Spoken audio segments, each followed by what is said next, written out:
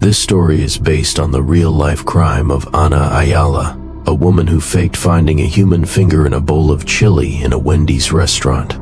The case exploded in 2005 and sparked nationwide disgust.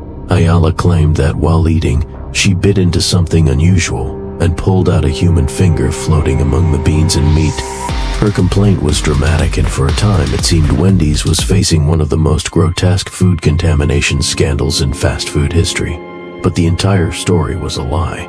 Investigators found no evidence that the finger came from the restaurant or any of its employees. In fact, the finger had been given to Ayala by an acquaintance who had lost it in an industrial accident at an asphalt plant. She used it as part of a scheme to extort money from Wendy's. For weeks, she maintained the deception in front of cameras and prosecutors while the company destroyed chili supplies and suffered massive financial losses. What began as a tale of horror turned out to be a twisted hoax. It was around 11:45 p.m. I was doing the final cleanup at the Wendy's on MacArthur Boulevard. I was the night manager, which just meant I had to close the place down, count the drawers, lock everything, and make sure the stoves were cold. The other employees had already left. A couple of them stayed outside, chatting the parking lot, probably killing time before heading home. It had been 3 weeks since the chili finger incident. Corporate had swept it under the rug fast, but I was the one who spotted the lie. I knew the chili came pre-cooked in sealed bags. There was no way a finger could end up in it without someone putting it there. I filed the initial report, told the district manager, and days later, Ana Ayala was arrested. I figured that was the end of it. Turned out it wasn't. First thing that was weird, the back door wouldn't latch right. I always double-checked it before locking the main entrance, and it looked closed, but it was just barely off the frame. I pushed it hard until I heard it click. Then I checked the cameras like I always did. Everything looked fine. At 12:03 a.m. I went to the break room to grab my keys and head out. That's when I noticed my car from the window. The back windows looked off. I walked off to check. Both tires slashed. Deep clean cuts. No tread left. I scanned the lot. The guys who were outside earlier were gone. My phone was inside on the charger. I didn't hear anything. No footsteps, no voices, no cars, just the kind of silence that makes your ears ring. Something about it didn't sit right. This wasn't random vandalism. Someone wanted me stuck. I went back inside to call for a ride, but the second I stepped through the back door, it slammed behind me hard. The wind couldn't have done that. I didn't hear anyone running. No locker click, just silence again. I reached for my phone. The charger was empty. I knew I had left it charging right there on the table. It hadn't fallen. It was just gone. I kept my flashlight on my keychain, switched it on, and walked back toward the storage hall behind the kitchen. That's when I noticed it. The walk-in freezer door was wide open. We always kept it shut. I walked over slowly, every step echoing too loud on the tile. The cold air poured over my shoes. Before I got too close, I heard something. Wet breathing, ragged coming from inside like someone had run a marathon and couldn't catch their breath. I didn't move. I aimed the flashlight in the freezer. Nothing. Shelves, boxes, cold air, no person, just that breathing. Then the sound came again, but behind me this time. I spun around, still nothing. But something had changed. The break room door was open. I swear I shut it. I stood still for a second too long. Then I heard something fall behind me inside the freezer. A metal tray, maybe. Loud, sharp, like it had been shoved off a shelf. A metallic click from somewhere above me. I pointed the flashlight upward. The ceiling vent near the stock shelf was swinging slightly. There was a black smudge on the edge, a shoe print. I bolted for the office, locked the door behind me, tried the landline. Dead. I heard something near the front counter. Then again, a dragging sound. Plastic bags, shoes sliding. I backed away from the desk, trying not to make a noise. There was a smell or two, something sour, like old meat. I crouched under the desk and stayed there for maybe 10 minutes. The sound stopped. I slowly got up, opened the door, and stepped out. Kitchen was clear. Dining area too. I kept the flashlight low, hands shaking. I walked to the front. Something felt wrong, like the room was waiting. I saw it on the counter right where we placed the orders. A finger, clean, pale, no blood, perfectly preserved. It hadn't been there before. It looked just like the one from the chili incident. And then I remembered what the cops told us later off the record. Her friend had lost 2 fingers, not one. There was still another one unaccounted for. I stood there frozen. I felt exposed. The store felt too quiet. No humming from the fridge. No buzz from the lights. like everything had shut down without me noticing it. I backed up slowly. I didn't hear her enter. I didn't hear anything. I felt it. It hit me like lightning, a shock in my back that made every muscle in my body snap tight. I dropped twitching on the tile, couldn't move, couldn't scream, just the sound of plastic on rubber. Someone wearing kitchen gloves. My eyes watered, my jaw locked, my chest tightened, my heart was pounding. But nothing else worked. She walked into view, calm, still in her black hoodie, thin, older, hair tied back. It was Anna. She looked down at me like she was just deciding how to rearrange furniture. Her face wasn't angry. It was blank, like she had done this before. She didn't speak, just kicked me in the ribs, in the arm. My leg flinched, but I couldn't move it right. She wasn't in a hurry. Another kick. Then she crouched down next to me and pulled something out of her jacket. A small jar. Inside was a finger, yellow, gray, split at the knuckle, covered in some kind of gel. She uncovered the lid slowly. It was the second finger. This one wasn't preserved. It was old, starting to rot. She grabbed my jaw. I tried to jerk away, but nothing worked. She pushed the finger into my mouth, then deeper. I gagged, couldn't breathe. My throat seized up. She leaned close. I could smell the latex gloves. I couldn't breathe. She pushed it until I felt it hit my throat. My body gagged, but nothing came out. My vision blurred. I heard a door open somewhere behind her. Voices loud, real. Someone dropped something. She froze, looked over her shoulder. I couldn't move my eyes, but I heard the footsteps. 2, maybe 3 people coming in fast. One of them shouted. The other ran toward us. I felt her grip loosen. Anna let go and bolted, gone before I could blink. One of the employees, Marcus, grabbed my shoulders and yanked me up. I puked hard. The finger shot out and bounced across the tile. Someone screamed when they saw it. Another started dialing 911. I collapsed against the wall. My throat burned. My arms were still shaking. I couldn't stand up. I remember Marcus kneeling next to me talking, but I couldn't understand a word. Police showed up quick. We gave statements. The cameras had been disconnected. No prints on the taser. No trace of her. They never found her car. They never found her house. It was like she dissolved into the night. The second finger went to forensics, matched the same guy from before, the guy who gave her the first one. He had lost 2 in the accident, and she kept them both. One to frame Wendy's, one to punish me. She vanished. Nobody's seen her since. I don't close anymore. I got moved to daytime. Still, every now and then, I check my back tires before getting in the car, and I never eat the chili. I was on a late shift at Wendy's. My name's Riley. I'd been there a few months, saving money to get the hell out of Brooklyn. The night crew was usually quiet, just me, 2 teens on fries, and the manager who locked himself in his office pretending to do inventory. I wasn't expecting anything different that night. No drama, no weirdos, just dead hours mopping floors and refilling ketchup. But I was so wrong. Later that night, a kid came in alone, 15, maybe 16 years old, hoodie too big, eyes twitchy like he's seen something he shouldn't have. He hovered near the counter for a bit, not ordering, just fidgeting and glancing over his shoulder every few seconds. I caught him staring at the men's bathroom. He looked like he was waiting for something or someone. I asked if he was okay. He didn't answer, just walked towards the bathroom like he was being pulled by something. I had a weird feeling watching him go, but it didn't make sense to follow, not yet. I went back to wiping tables, but I kept looking towards the hallway that led to the restrooms. 5 minutes 10. The kid still hadn't come out yet. I walked over casually. Didn't want to spook anyone. Stood by the door. No sound, not even water running. The hallway lights buzzed faintly overhead, and the deeper I stared into the corridor, the more wrong it felt. That's when I heard a scrape, not a loud one, but sharp enough to catch something metal against tile. I pushed the door open a few inches. It was quiet, too quiet. Lights flickering overhead, stalls closed. I called out. No response. I took a few steps in, heart picking up. That metallic scrape again, this time followed by a quick shuffle. I turned towards the last stall. There was movement. Someone inside, slow breathing, low and steady. Not the kid. Too controlled, too quiet. My chest tightened.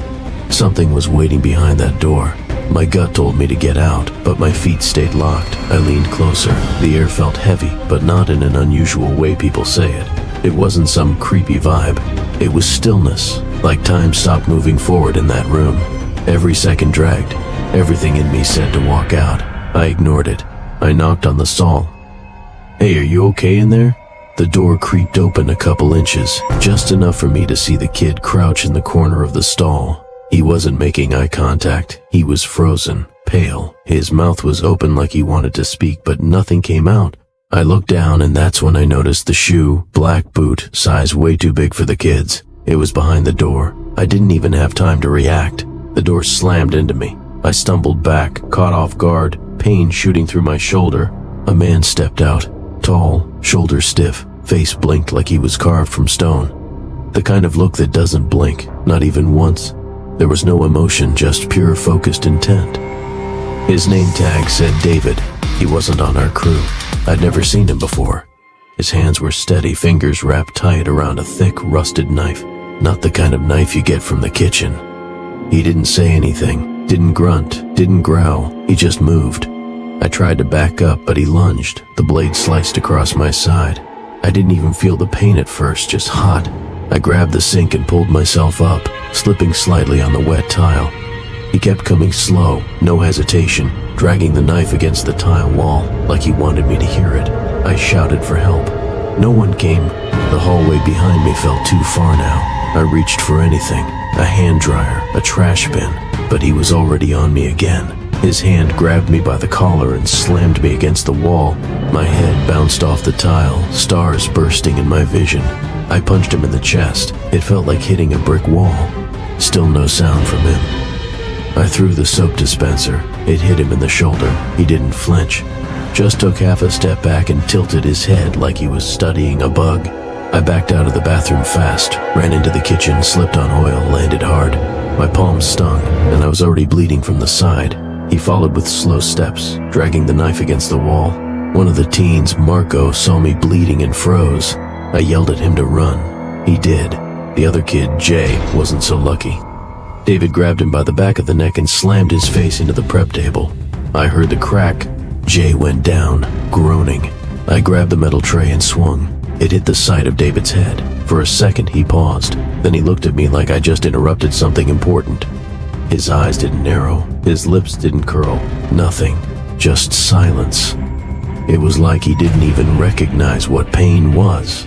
He raised the knife again. I tucked under the swing and grabbed the basket of frozen patties, threw it right into his chest. That made him stumble. I didn't stop. Grabbed a fryer basket and smashed it into his knee. He dropped slightly, just enough for me to get some distance. My whole body was trembling, but I couldn't stop moving. If I did, I was done. I ran to the walk-in freezer and slipped inside, holding the handle so he wouldn't open it. He pounded on the door once, twice, then silence. I waited, eyes in the tiny vents in the corner. My breaths were fogging up the air around me. Blood from my side started to freeze on my shirt. Minutes passed, nothing. I opened the door, a crack, empty kitchen. I stepped out slowly, blood dripping from my side, arms shaking. The kid, the one from the bathroom, was gone. So was David. Jay was barely conscious on the floor, groaning. I crawled to him and tried to keep pressure on his head. Then I heard it from the vents. Breathing, not loud, not fast, just calm, deliberate, like he was waiting. I looked around and spotted one of the ceiling tiles slightly lifted above the prep area. I didn't go near it. I knew he was up there just watching, deciding. I tracked Jay towards the front doors, but every time I looked back, that tile seemed higher, more out of place. I felt like a rat in a cage. I grabbed the mop handle. Didn't care if it was stupid. I climbed the counter and looked up into the vent opening. Nothing. I moved the grate. He dropped down right in front of me. No noise, just a thud. I fell back, hit the floor hard. He landed on his feet, arms relaxed, knife hanging loose from his grip like it was part of him. That same dead stare drilled into me. He walked forward, casual, like it was just another job. I kicked his knee. He stumbled. I stabbed him with the broken mop handle right in the shoulder. He didn't scream. Sirens outside, lights flashing. He looked at the door, then back to me. Finally, he spoke. Not yet. Then he ran through the back. By the time the cops came in, he was gone. They never found where he went. Just a trail of blood leading into an alley and a busted fire exit door swinging in the wind. They patched me up, said I was lucky. I didn't feel lucky. Jay survived barely. Marco never came back to work. Can't blame him. The kid from the bathroom gone like he never existed. The police checked the footage. Nothing. The cameras were dead from 12:15 to 103. That's when everything happened. David Lamont was never caught. They said there was no recording of him working at any Wendy's. No fingerprints, matches, no DNA, nothing, like he was a ghost. But he wasn't. He was very much real, and until the day someone finds him, I will never feel safe again. Working the day shift at Wendy's wasn't much better than the night shift. It was quieter, sure, but the monetary was the same. When everything happened, I just finished wiping down the counters when the automatic door slid open with a low hum. A couple walked in. A woman clutching a large purse looked nervous. Her eyes darted around the restaurant as if she was looking for an escape route. The man with her was built like a linebacker. His face looked in an expression of barely contained rage. His eyes swept over the empty tables and landed on me. His glare sent a chill down my spine. The woman shuffled to the counter, her shoulders hunched. The man followed close behind, towering over her, his arms crossed tightly across his chest. I could feel the tension between them, even before anyone said a word. The woman stepped forward hesitantly, her voice shaky and almost too quiet to hear. "I'll take a number 3 combo, medium fries and a small drink." The man's face twisted into a scowl and his voice exploded like a gunshot. "What did I tell you? I said large fries." She flinched at his words, her lips trembling. She turned to him, speaking just loud enough for me to catch. I don't have enough money for a large. I brought just enough for what we agreed on." His fist clenched and he took a step closer to her, towering over her. "You're useless. Always making excuses. Can't even get an order right." She looked absolutely terrified, so I stepped in trying to break the growing tension. "Sir, you shouldn't be." He turned to face me, his face red with fury. Without a word, he shoved me so hard that I crashed into the wall behind the counter. My shoulder throbbed, but I forced myself back to my feet. The woman's face was pale, her hands trembling as she tried to calm him down. "Please don't start a fight. Everyone is looking." "You're embarrassing me." He rounded on her again, his voice even louder now. "Embarrassing you. You are embarrassing yourself. This is all your fault. Look what you made me do. Are you happy now?" I could see where this was heading. His rage was spiraling out of control. He was a bomb waiting to go off. The woman's pleas only seemed to fuel his anger further. When she reached out to touch his arm, he swatted her hand away so hard that she stumbled back a step. I grabbed the phone behind the counter, my fingers fumbling to dial the police. Before I could press the button, he lunged over the counter, grabbing my wrist in a vice grip. "What do you think you're doing? You're not going anywhere." I yanked my hand away, but he reached across the counter and dragged me forward, slamming me against the register. He started hitting me and never stopped. Again and again and again and again. He was hitting me non-stop, and I couldn't defend myself. And even though there were people in the place, no one tried to stop him. Everyone was too afraid. Pain shot through my ribs as I struggled to push him off. His face was inches from mine, his breath hot and reeking of stale cigarettes. My CO workers were calling the police, but nobody was doing anything to save me. The woman screamed, begging him to stop, but he ignored her. He let go of me, only to grab a metal napkin holder and hurl it across the room. It shattered against the wall with a deafening crash. He turned his attention to the tables next, flipping them over one by one with a guttural roar. The sound of plastic and metal hitting the floor echoed through the empty restaurant. I tried to crawl toward the kitchen, hoping to grab something, anything to defend myself, but he was faster. He crossed the room in just a few strides, grabbing me by the collar and yanking me off the ground. My feet barely touched the floor as he shook me like a rag doll. "You think you're tough, huh? Say something now." I could barely get a word out before he threw me to the floor again. My head smacked against the tile, and for a moment, everything was a blur. I could hear the woman's voice, frantic and desperate, but her words were drowned out by his shouting. When I managed to sit up, he was already tearing the place apart. Chairs flew across the room, one of them smashing into the glass window near the entrance. I saw the kitchen knife, then lying on the floor where it had fallen during the chaos. My heart sank as I watched him notice it, too. He picked up the knife, holding it tightly in his hand. The woman tried to grab his arm, but he shoved her so hard she fell to the ground, clutching her side. He turned back to me. He wanted to kill me. He advanced slowly on me, the knife held low but ready. His face was twisted with rage, his eyes wild and unfocused. I scrambled backward, but there was nowhere to go. My back hit the counter and I was trapped. Still want to play the hero? Let's see how brave you are now. The door opened and I saw two police officers rush in, their guns drawn. They shouted at him to drop the knife, their voices steady but commanding. For a moment he froze, his grip on the knife tightening.